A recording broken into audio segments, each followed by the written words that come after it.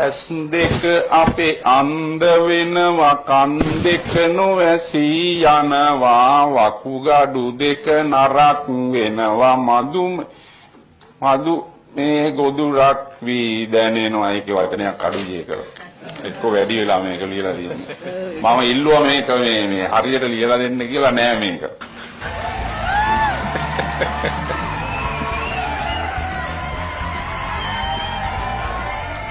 මොකක්ද වගේ නම? මෛත්‍රීපාල දිරිසේන. වයස කීයද? දැන් 69යි. වා කොහේ ඉඳලාද? පොළොන්නරුවේ ඉඳන් කියන්නකෝ විස්තර ටිකක්. මම මේ ගමේ භාෂාවෙන් කියනවා නම් හොඳට කුණු වෙන්න බොන කෙනෙක්. Wow, really?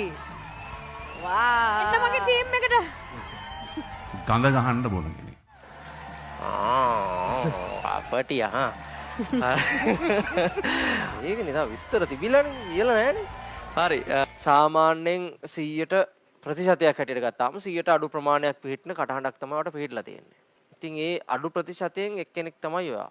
මම ඔයාලට සුබ පතනවා. සහ ජයවා. ඔයාලට ලස්සන වොයිස් එකක් තියෙනවා. පොඩි දේවල් ටිකක් තියෙනවා. ඔයාගේ වොයිස් එක මම දන්නේ ඇයි ක්‍රැක් වුනේ කියලා.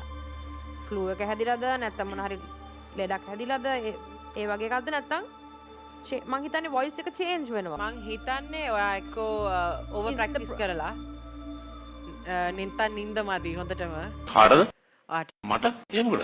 මට එහෙම නිින්ද යන්නේ නැති ගතියක් අර එහෙම මුත් තිබුණේ නැහැ නේ. හොඳට නිින්ද යනවා හැමදාම මේ ඇඳට වෙටිච්ච ගමන් නිින්ද යනවා. කොහොමද කියන්නේ? ඔයාගේ ෂුවර් නැති ගතියක් තිබ්බ සමහර තැන්වල.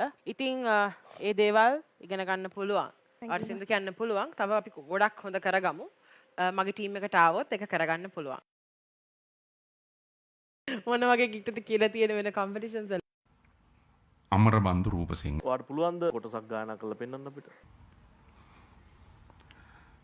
අමරබන්දු රූපසිංහ අමරබන්දු රූපසිංහ අමරබන්දු රූපසිංහ අමරබන්දු රූපසිංහ